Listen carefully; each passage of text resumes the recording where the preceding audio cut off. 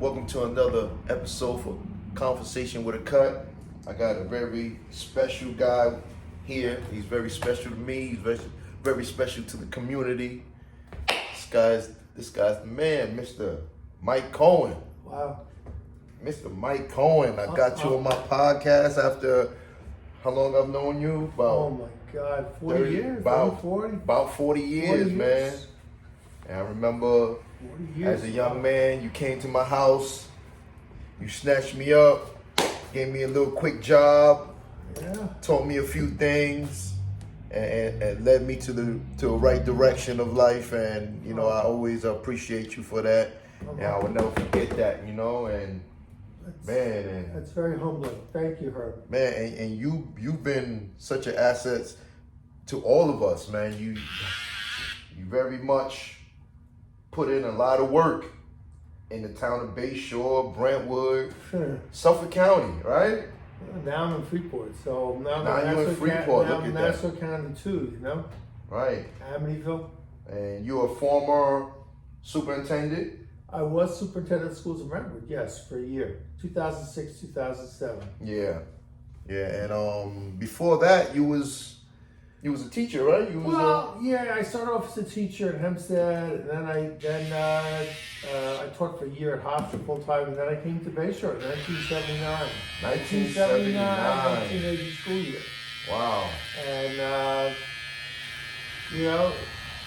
important because that's where I met my wife, and she and I taught there together for many years, and I left in 2003. And I became assistant superintendent in Amityville. Okay. And I worked over there from 2003 to 2005. Okay. And then I retired for a year, came out of retirement, and then did the Brentwood gig again. After that, I kept working. I did some consulting up in Stamford, Connecticut. Didn't like that long drive though, that was tough. And then I taught at Hofstra. A lot of people don't know this, but I taught at Hofstra for like over 40 years. I started there I started there when I was a baby. Man. Wow. I tell people I never knew that. Yeah, I started there when I was 14. Jesus, man. Not true. Your resume is very extensive. Yes, yeah. It's all over the place. And now in recent years, I've been doing editing. I edit my good friend Kevin Powell's books. I've edited his last 6 or 7 books. Man. Starting with his memoirs. So I've been kind of all over the place. And I write a lot of pieces for Newsday now. Right. Including one that we wanted to talk about today a little bit. Yeah, man. I mean, listen, you've been busy for a long time, man. And it's like, a question for me is like, has it for you? Has been a long time or has been a short time in life? Because to me, I know I'm only 50. I'm turning 50 this year, and it seems like just yesterday I was raking your yard. For you, how has it been? It does.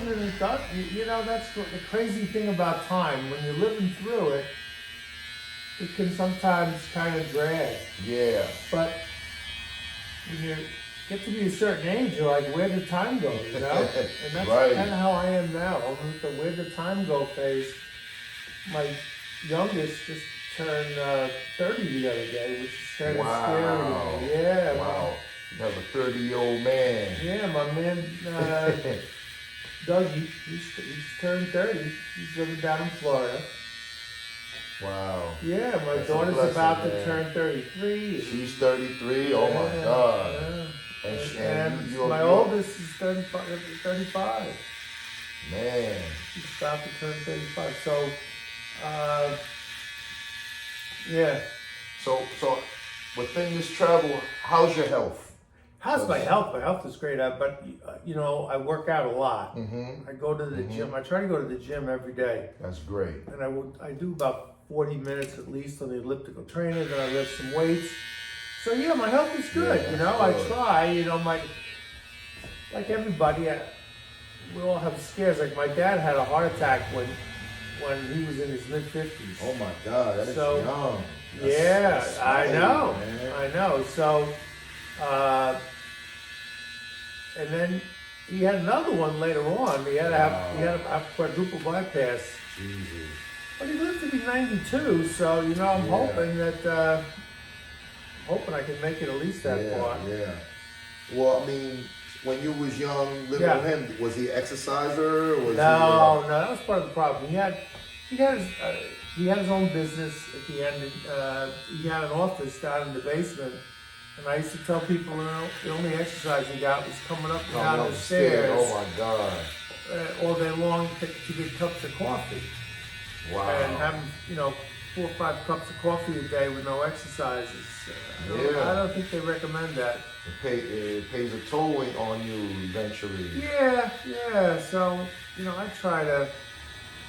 And I know you, every time you come here, you're an advocate of go to the doctor. Oh, my goodness. Get your colon, get your prostate checked. Yeah, I tell everybody that because,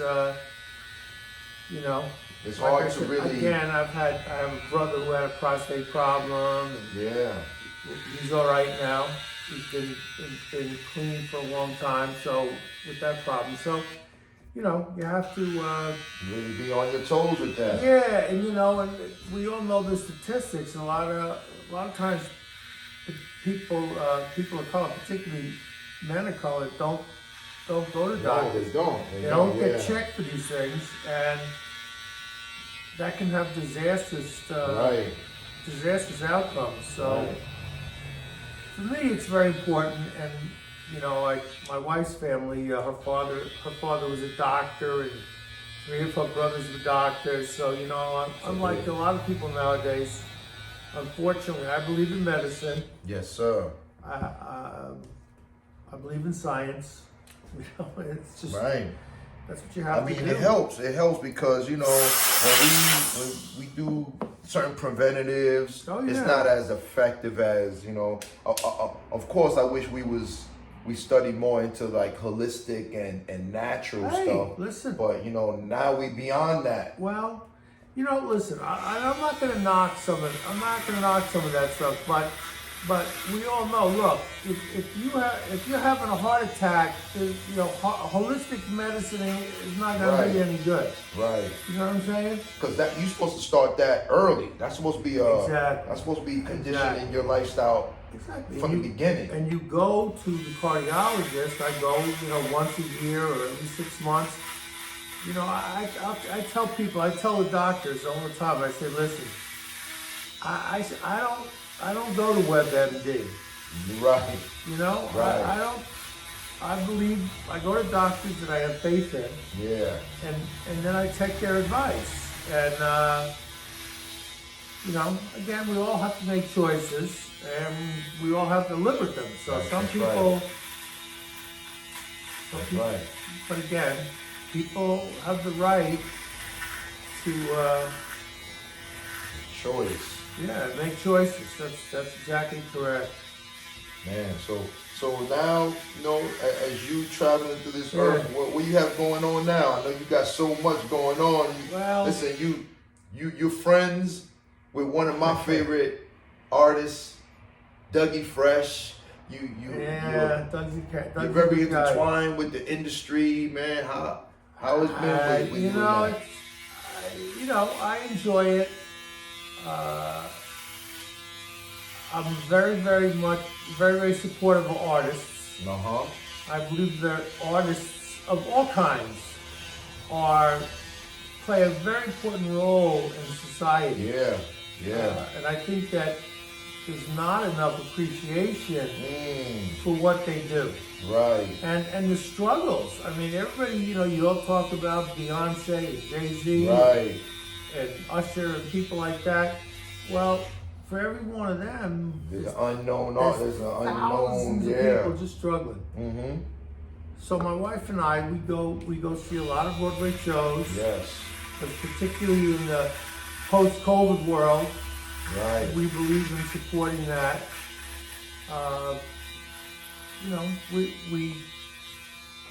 We support artists in every way imaginable, and part of that is just by staying in touch with them and letting them know that you know we're thinking about them. And I text Doug Fresh every now and then, and you know, sometimes he texts me back, sometimes he doesn't. He's a super busy guy.